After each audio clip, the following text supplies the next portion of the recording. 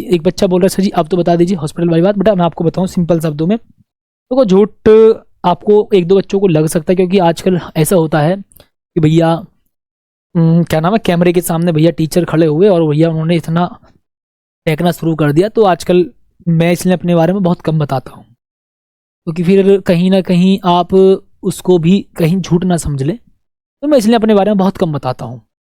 ठीक है, क्योंकि मैं अपने बारे में इसलिए बहुत कम बताता हूँ। ठीक है, तो क्योंकि मुझे पता है बच्चा फिर उस बात को सच नहीं समझता है, क्योंकि आजकल ऐसा हो गया है कि टीचर भैया कैमरे के सामने खड़ा हुआ और वो मोटिवेशन के नाम पर इतना इतना इतना बवाल फेंक गए कि फिर वो कहीं ना कहीं बच्चों को साफ दिखाई देता कि हाँ ये झूठ बोल रहे हैं। तो फिर मैं अपनी अगर बात बताता हूँ और वो वास्तविकता में मेरी सच्चाई हो और मोटिवेशनल हो, तो कहीं ना कहीं बच्चा उस बात को भी फेक समझ लेता। तो मैं इसलिए अपने बारे में बहुत कम बात बताता हूँ। एक बच्चा बोल रहा है सर आप अपने बारे में कभी नहीं बताते, तो मैं इसलिए हंसी मजाक करता हूँ क्लास के अंदर और चिल्लाता हूँ कभी कभी, कोई दिक्कत नहीं, बट मैं अपने बारे में बहुत कम बताता हूँ।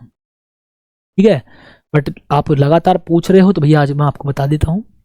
अभी पिछले साल की बात है, आप शायद मेरे हिसाब से कुछ बच्चों से पूछोगे, मतलब पहला बैच था हमारा ऑनलाइन का, है ना, ऑनलाइन का भी हमारा पहला बैच था। तो मेरा एक बार मतलब मेरी ना तबीयत खराब हुई थी। ठीक है जी, मेरी तबीयत खराब हुई थी उस टाइम पर। मैं ऑनलाइन मतलब ऑफलाइन में पढ़ाता था, यानी कि ऑफलाइन में मेरे पास बच्चे बहुत थे, ऑफलाइन में भैया बच्चे बहुत थे, लेकिन मेरी एक आदत थी। अब या तो देखो जी आप उसको मेरी मूर्खता कह सकते हो, या भाई आप ये कह सकते हो कि मेरी किसी से हिम्मत नहीं होती थी। मेरे पास मेरे जो आसपास के जो आसपास के गांव थे, बहुत जगह से बच्चे आते थे। हालांकि मेरी सिस्टर भी टीचर है, मेरी छोटी सिस्टर भी टीचर है, मेरा छोटा भाई भी टीचर है। ठीक है, तो मतलब मेरे पास जो बच्चे आते थे लगभग लगभग ये रहा लो एक एक बैच में 200 बच्चे थे, है ना, मेरे एक एक बैच में साथी 200 बच्चे थे। तो एक बार ऐसा हुआ कि भाई मेरी तबीयत खराब हुई और मैं हॉस्पिटल में एडमिट था, और भी मेरी पथरी की प्रॉब्लम थी। तो मतलब हॉस्पिटल में मतलब बहुत ज़्यादा मेरी तबीयत खराब थी। उधर मेरी छोटी सिस्टर की शादी आ रही थी। तो आप सभी को पता है, देखो एक मिडिल क्लास फैमिली में एक सिस्टर की शादी हो और उसके घर में जो बड़ा भाई हो यानी कि मैं, तो हॉस्पिटल में एडमिट था। तो भाई तुम्हें पता है थोड़ा बहुत चीज़ें डिसबैलेंस हो जाती हैं। और हॉस्पिटल में ये लगा लो भाई मैं था उस टाइम पर, और मैं पड़ा पड़ा भी सोच रहा था, जो हॉस्पिटल का जो खर्चा था वो ज़्यादा हो गया था। तो ये लगाओ मैं 200 बच्चे ट्यूशन के पढ़ाता था एक एक बैच में, हाँ, मतलब 12th के 200 बच्चे थे। तब मुझे एक भाई से, हिमांशु नाम है उस भाई का, मैंने उस भाई से उधार मांगे पैसे। यानी कि मतलब मैंने मतलब एक हेल्प मांगी कि भाई ऐसे ऐसे मैं हॉस्पिटल में हूँ और मेरे पास अभी फ़िलहाल पैसे नहीं है, तो थोड़ी सी मुझे पैसों की ज़रूरत चाहिए। तो सोचो मैंने अपने दोस्त से मदद मांगी थी। और अब आप कहोगे सर आप तो इतने बच्चे पढ़ाते थे, फिर मैं वास्तविकता बता रहा हूँ, मेरी बच्चों से कभी फीस मांगने की हिम्मत ही नहीं हुई।